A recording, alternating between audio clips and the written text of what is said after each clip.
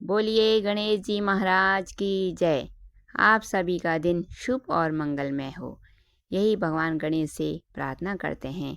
आप सभी को गणेश चतुर्थी और तिलकुट व्रत करने की बहुत बहुत बधाई हो। यह व्रत आप सबके लिए शुभ और मंगलदायक हो। यह व्रत गणेश जी भगवान जी का है। यह व्रत माताएं बहनें अपने परिवार को सुरक्षित करने के लिए भगवान गणेश से प्रार्थना करती हैं। अपने पुत्र की लंबी आयु के लिए, उनके स्वस्थ जीवन के लिए गणेश जी भगवान से प्रार्थना करते हैं। इस व्रत को हर स्त्री पुरुष जरूर करिए। यह माघ के महीने में आता है, यह गणेश चतुर्थी का व्रत। तो इस व्रत को कैसे किया जाता है, इसकी क्या कथा है, इसके क्या नियम है, यह सब हम आज की कथा में सुनते हैं। तो सबसे पहले हम प्रातःकाल उठकर स्नान करें। स्नान करने के बाद हम अपने पूजा स्थल पर जाएं और पर एक बात का ध्यान रखें कि पूजा के समय हमें या जिस दिन व्रत हो उस दिन हमें काले और नीले कपड़े नहीं पहनने चाहिए। फिर हम अपने पूजा स्थल पर भगवान गणेश जी की पूजा करें। अगर हमारे पास गणेश जी की मूर्ति है तब तो बढ़िया है, तो उसी को हम स्नान कराएं, उसी मूर्ति को, उसी में हम चंदन, रोली, पुष्प आदि चढ़ाएं। अगर हमारे पास गणेश जी की मूर्ति ना हो तो पूजा वाली सुपारी होती है, उसमें कलावा वाला धागा बांधें और उसी को हमने धूप, दीप, चंदन, रोली आदि लगाएं। उसी को पुष्प आदि लगाकर भगवान गणेश को मानकर उस सुपारी की हम पूजा करें और फिर संकल्प करें कि आज हे प्रभु, मैं गणेश चतुर्थी का यह व्रत करती हूँ या करता हूँ, तो इसे आप स्वीकार करें।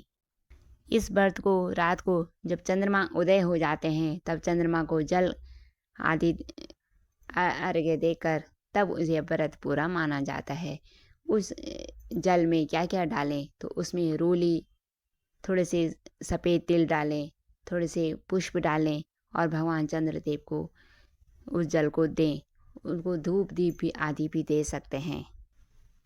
जन्मपत्री के हमारे जितने भी अशुभ ग्रह हैं उनको शुभ करने के लिए यह गणेश चतुर्थी का व्रत श्रेष्ठ व्रतों में से माना जाता है। क्योंकि गणेश भगवान बुद्धि के देवता हैं, तो अपने बच्चों के बुद्धि के लिए भी गणेश चतुर्थी से हम गणेश जी से हम प्रार्थना करें। भगवान गणेश को हम 21 दूर्वा अर्पित करें और गुड़ के 21 छोटे छोटे टुकड़े कर कर भगवान गणेश जी को भोग के रूप में दें। गणेश भगवान को तिल के लड्डू भी प्रिय हैं। भगवान गणेश को गुड़ भी प्रिय है और भगवान गणेश को शकरकंदी भी बहुत प्रिय है।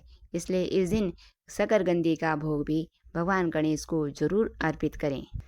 इसके बाद शाम के समय हम तिल के लड्डू बनाएं। तो पहले हम जो तिल का चूरा वगैरह बनता है, जो जो सामान बनता है, पहले उसको हम तैयारी कर लें।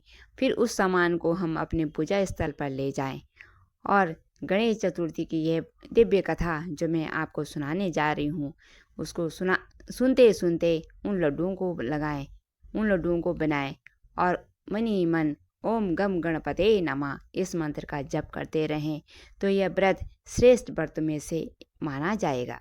तो आइए सुनते हैं हम गणेश चतुर्थी की वह दिव्य कथा जो मैं आपको सुनाने जा रही हूँ। यह कथा गणेश पुराण से ली गई है, तो आइए सुनते हैं हम वह दिव्य कथा। एक बार श्री कृष्ण जी के विवाह की तैयारी हो रही थी।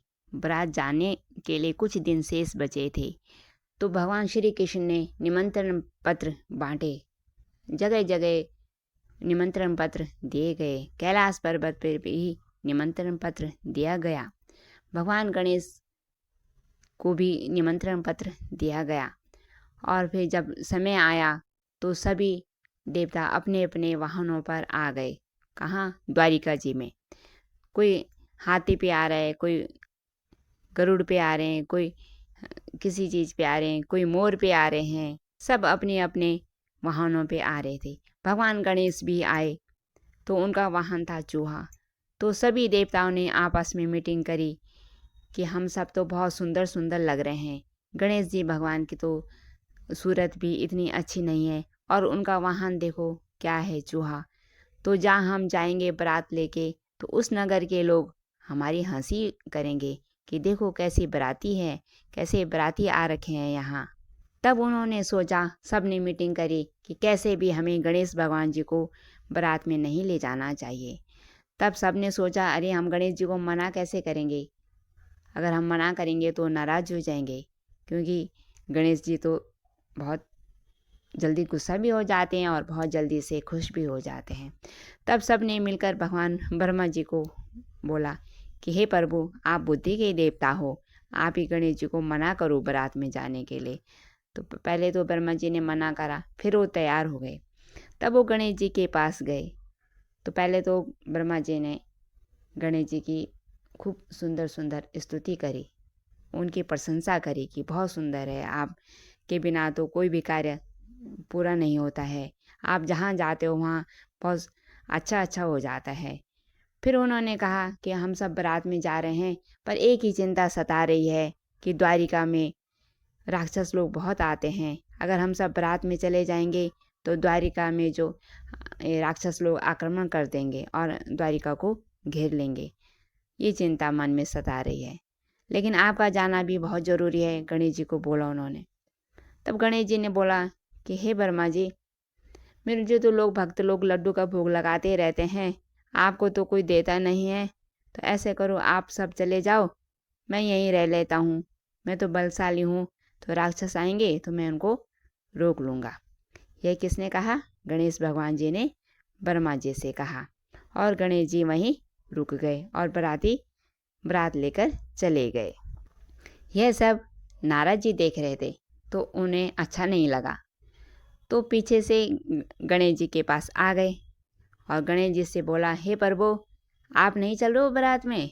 तब गणेश जी ने कहा, हे नारद जी, मैं कैसे जा सकता हूँ, ये द्वारिका की रक्षा भी तो मुझे करनी है, मेरे बिना तो यहाँ राक्षस आ जाएंगे, मैं तो उनको संहार कर सकता हूँ, मेरे पास इतना बल है।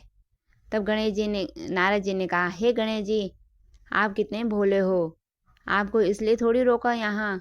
तब उन्होंने पूरी बात बताई कि वो सब आपको ले जाना नहीं चाह रहे थे बारात में, इसलिए आपको यहाँ रोका उन्होंने।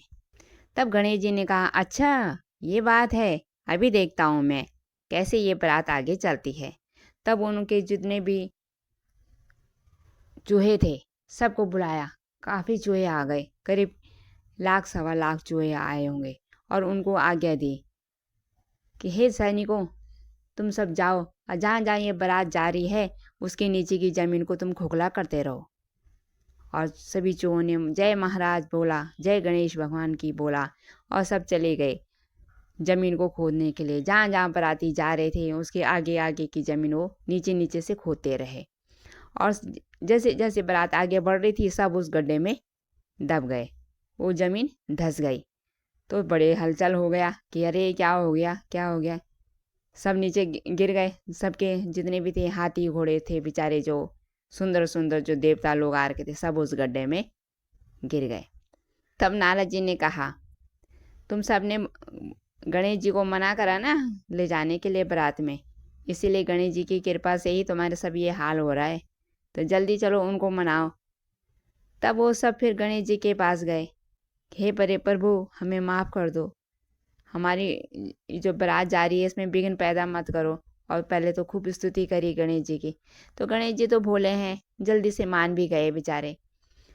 तब गणेश जी ने उन सभी चूहों को आज्ञा दी कि जो ज़मीन जैसी थी उसको वापस वैसे ही कर दो, उसमें मिट्टी डालो, उस फटाफट उस रास्ते को सही कर दो, और इस तरह से पूरी रास्ता वो सही हो गया। फिर इसके बाद गणेश जी भी बारात में गए, तब जाके बारात निर्विघ्न रूप से आगे बढ़ी, और इस तरह से भगवान गणेश जी की कृपा से भगवान श्री कृष्ण का विवाह हुआ। तो ये थी हमारी गणेश चतुर्थी के व्रत की कथा। अब हमने कथा भी सुन ली, लड्डू भी बन गए। अब फिर हम चंद्रमा के उदय होने का इंतज़ार करेंगे। रात्रि को जब चंद्र निकले तब हम चंद्र को जल अर्पित करें। उस जल में क्या क्या डालें? तिल डालें, रोली डालें, चंदन डालें, थोड़े से पुष्प डालें, और फिर भगवान चंद्रदेव को धूप दीप आदि से और थोड़ा सा ही लड्डू का भोग भी अर्पित करें। इस तरह से हमारा ये जो गणेश चतुर्थी का व्रत है ये हमारा पूर्ण माना जाएगा। इस दिन अपने घरों में अच्छे अच्छे पकवान बनाओ। तो ये थी गणेश चतुर्थी के व्रत की कथा। तो कैसी लगी आपको यह दिव्य कथा? कमेंट में लिखकर ज़रूर बताइएगा और इस कथा को आगे भी शेयर करें ताकि इस कथा का लाभ औरों को भी मिले। मिलते हैं फिर अगली कथा में, तब तक के लिए आपका बहुत बहुत धन्यवाद।